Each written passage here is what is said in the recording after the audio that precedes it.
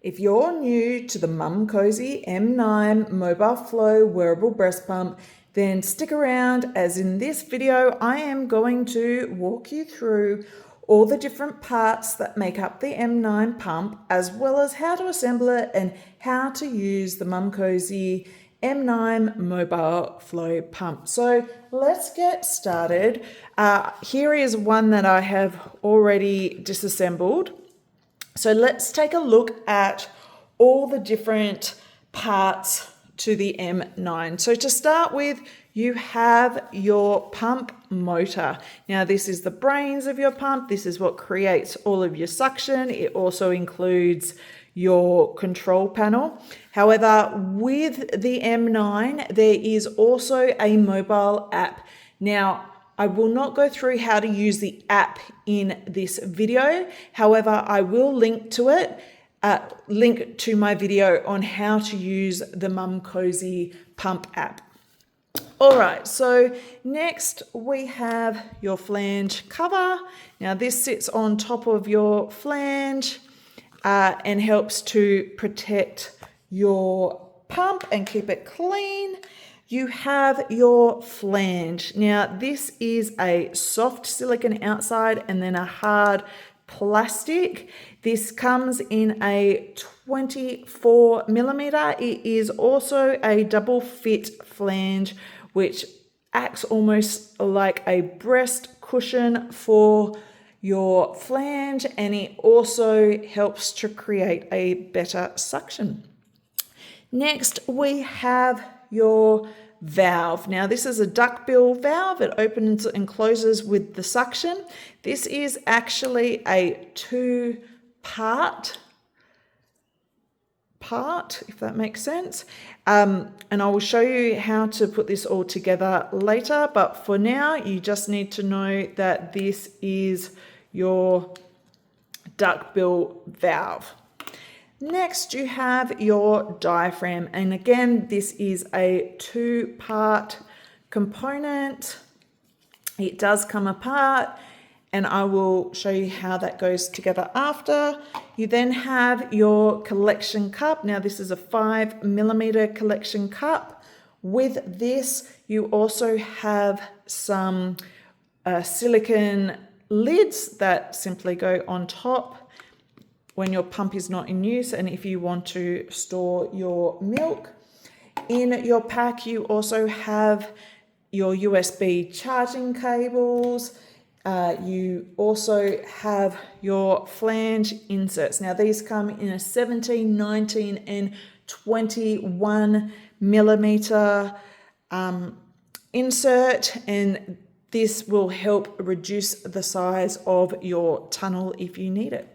In your pack, you also have your nipple measuring tool, which you can see on here. It has all the different sizes, and once you have the size that you need, whether you need to have an insert or not, you can then scale down.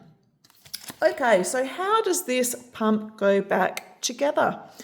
First, you are going to want to make sure that your valve is assembled. Now you can see on here that there is a little groove.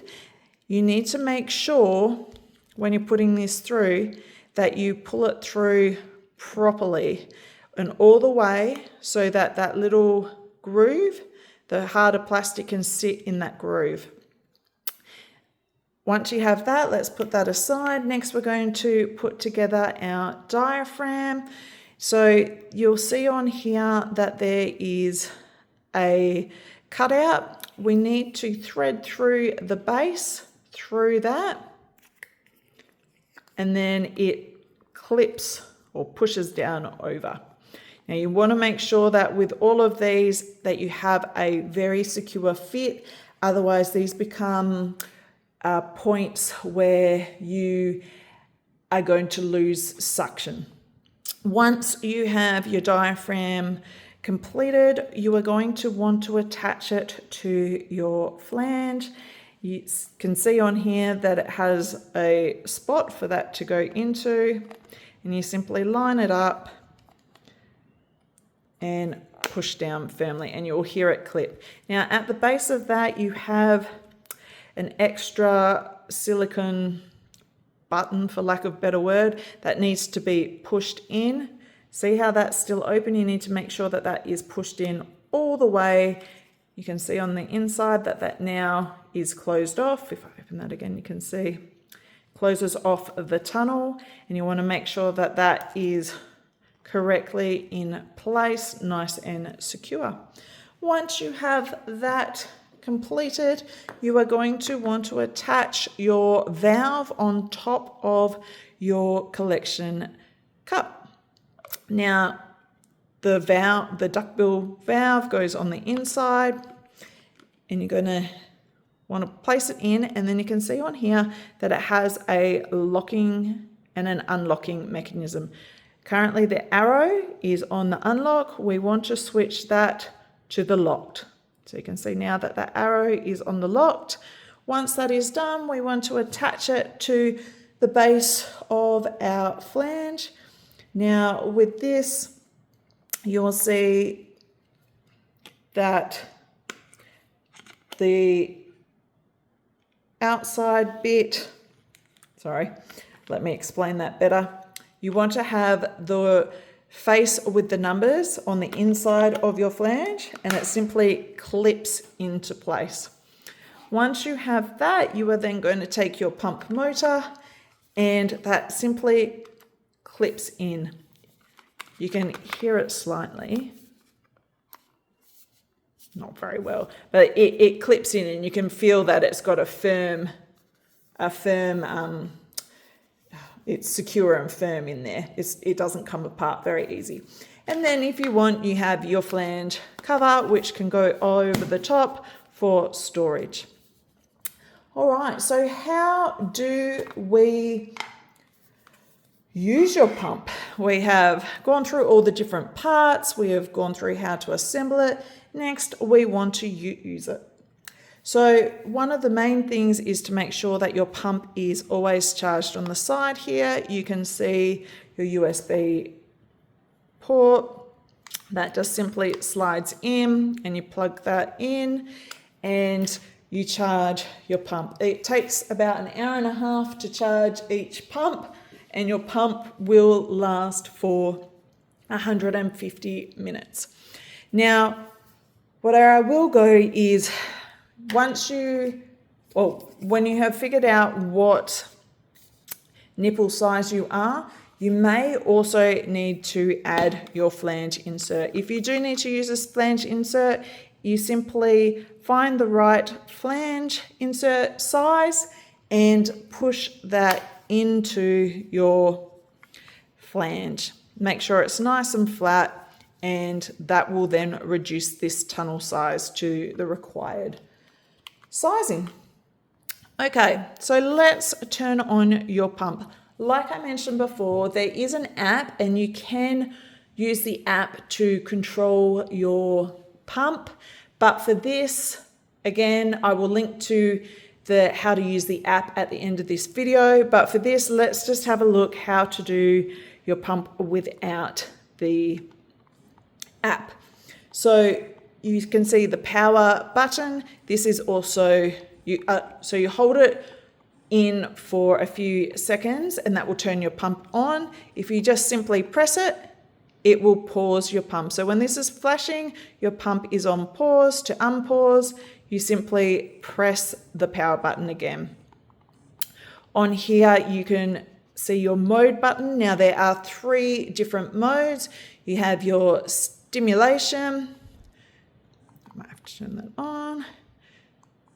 You have your expression, which is the droplet, and there is a mixed mode. When it's in mixed mode, you will see the stimulation and the expression. Now, the difference between these is the stimulation are short, sharp pumps. If I turn this up.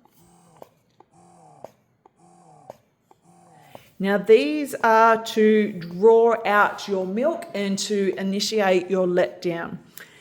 The expression are much longer drawn out pumps. suction, sorry, and this is to really draw out your milk. And then the mixed mode is a mix of both the short and longer suction lengths to better express your milk. And which one you choose really will depend on your body and how you respond. Some people respond better to the short sharp, some respond better to the longer drawn out. A mix can work. You really just need to have a play around and see what gives you the best output at the best comfort. Now, once you have found the mode that works for you, I should add in here the stimulation mode. So your initial letdown, you are going to want to run that at the very start of your pumping session for about 2 minutes to initiate your letdown. And then you can choose whether you want to stay on that, move to the expression or the mixed. The other increase we also have is to increase and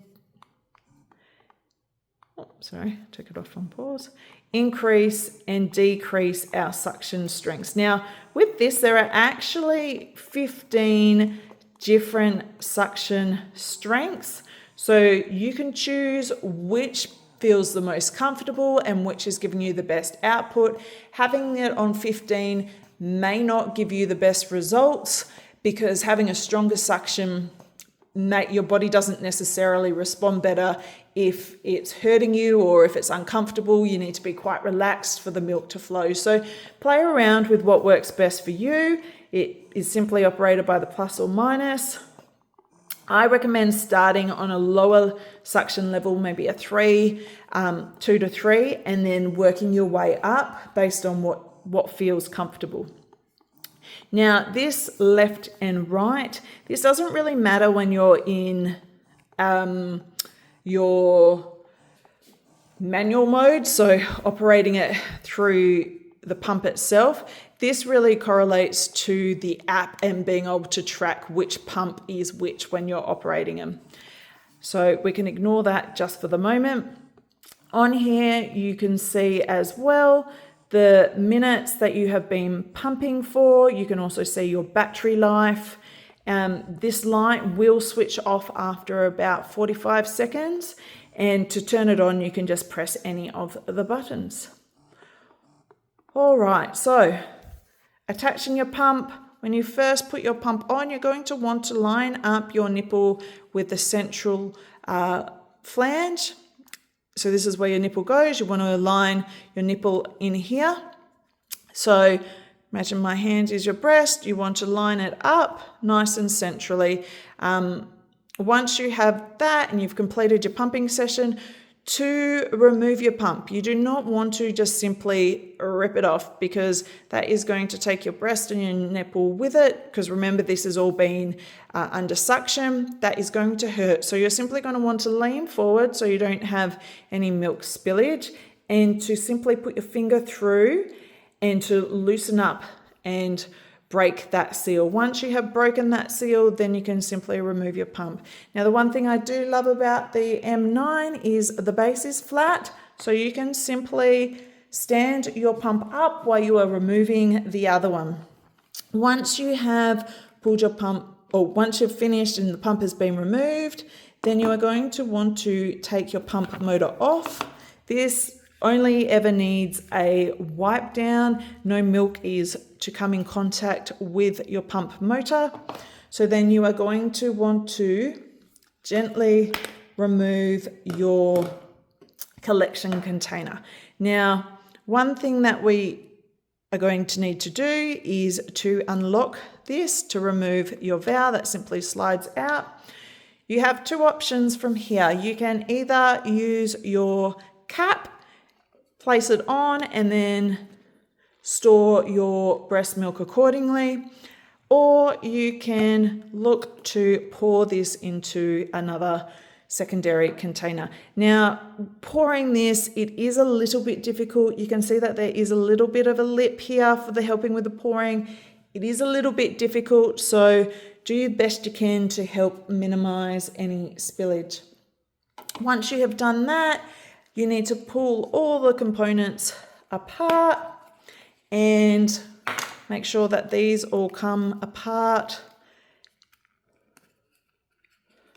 properly, and then you are going to want to give these a rinse, and at least once a day you are going to want to make sure these are washed properly and sterilized.